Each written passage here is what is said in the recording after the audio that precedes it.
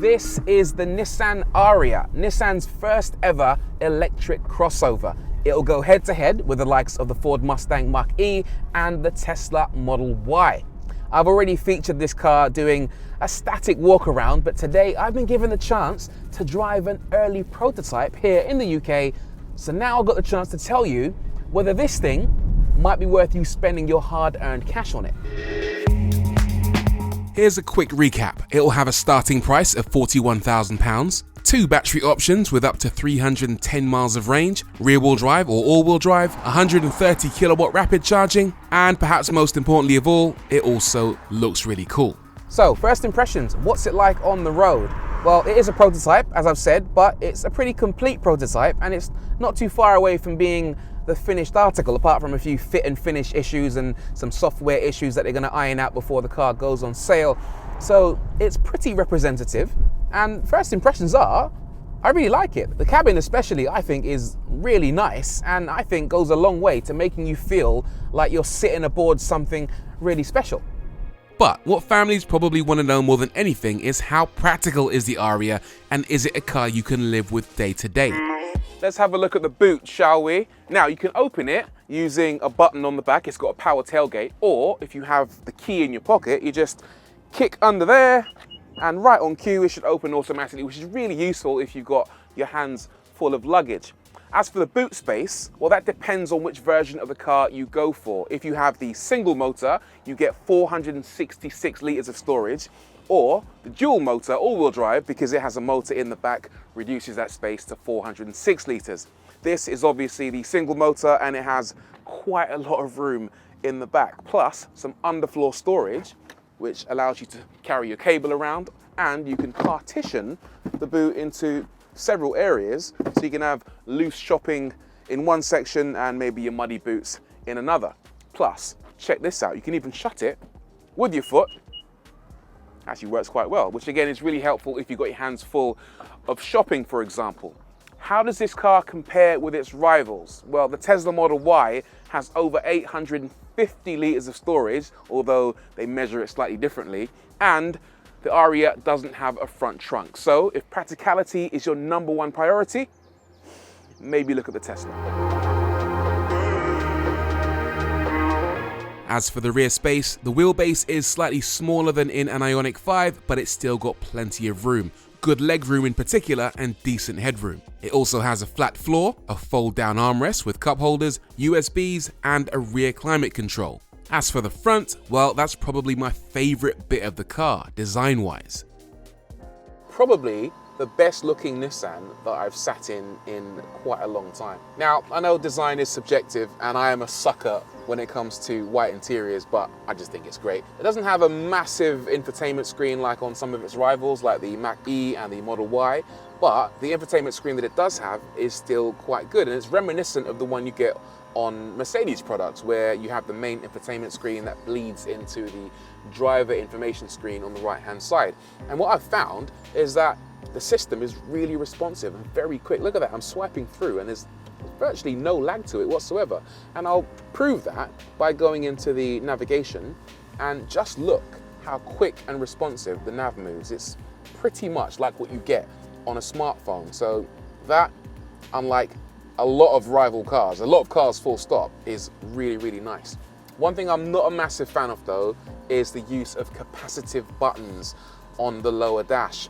For example, to adjust your heating and your fan speed, you press these buttons, which aren't really buttons. They vibrate to let you know when you've pressed them, but the vibration isn't as effective as it could be. For example, when I adjust the fan speed, if I press it really quickly, I get one vibration, and although it registers my inputs, you should be getting several individual vibrations to let you know that you've pressed it. To get that, you have to press it really, really slowly, which says to me that the haptic feedback doesn't quite keep up with your actual fingers.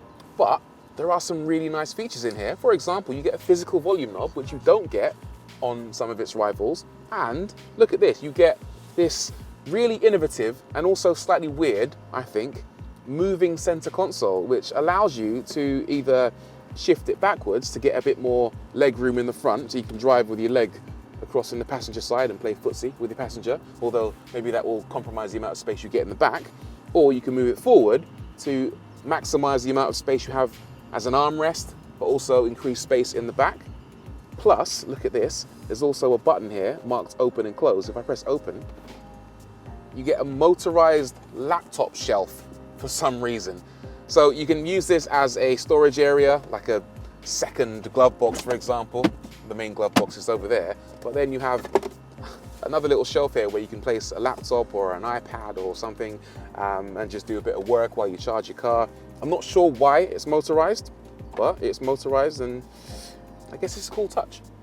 In terms of general storage, it's all right. The door bins are a decent size. You get a couple of adjustable cup holders behind a sliding door, and you get wireless charging in the center console, although the storage in there isn't very big.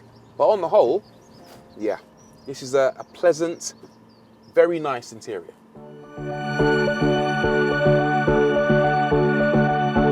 Let's start things off by talking about the refinement levels. Generally, it's very quiet. There's a kind of distant whine from the electric motor, and the car makes very subtle, low-speed noise to alert people that you might be driving around. But apart from that, yeah, very subdued in here.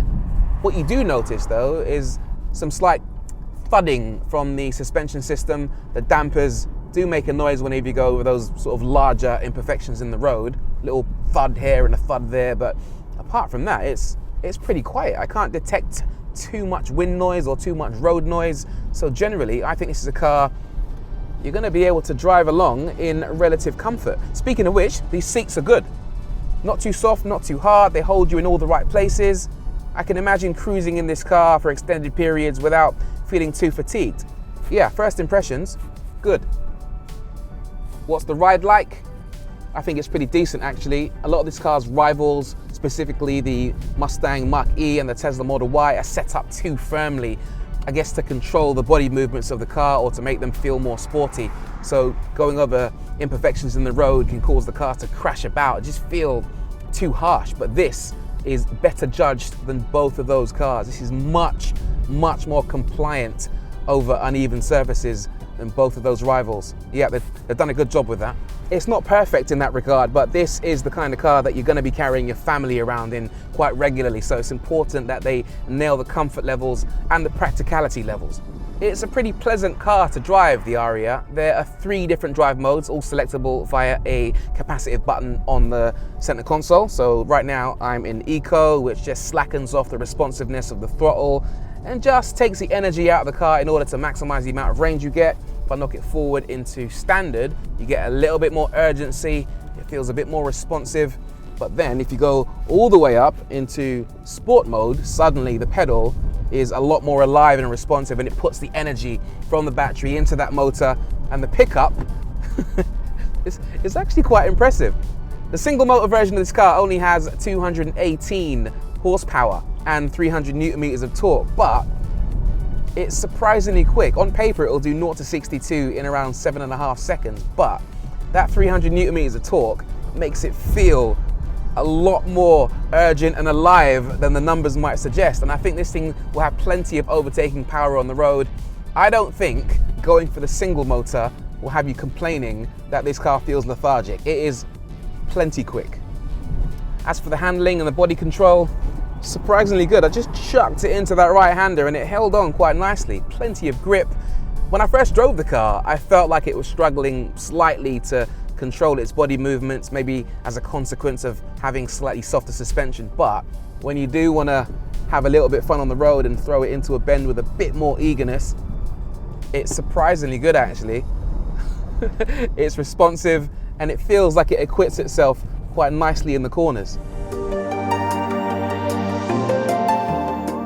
As for the range, it will come in 2 versions, the Ariya and the 4-wheel drive Ariya E-Force, each with 2 battery options. The smaller 63 kWh battery pack with front-wheel drive should achieve a claimed range of 223 miles, while Nissan claim 310 miles for the 2-wheel drive car with the bigger battery pack. The all-wheel drive E-Force model with the big pack should go 285 miles. In terms of real-world range, driving around this testing facility today, I've been getting around 3.5 miles per kilowatt hour. If you multiply that by 63 kilowatt hours of usable battery space in this particular car, then that works out to be around 220 miles of range, which is in line with what Nissan says it will get on paper. But I think I can drive this car even more economically than this and eke out a few more miles per kilowatt hour. And actually Nissan, off the record, reckon that it will quite easily get up to 250 miles, and I believe them. The version with the bigger battery pack, the 93 kilowatt hour pack, should deliver 310 miles of range in theory. Again, that's on paper, and it will be a heavier car than this one, but I wouldn't be surprised if that achieved upwards of 350 miles, because it seems to me today like a pretty efficient car. Having driven this prototype, I'm actually pretty pleased with the way it goes down the road. I'm impressed by the suspension, not perfect, but better than a Mach-E, better than a Model Y. The steering, good, accurate, quick, decent amounts of grip. And even though the practicality might not be as good as some of this car's rivals, on the whole, this is incredibly promising. Of course, this is a prototype, so I'll have to reserve judgment until I drive the final car.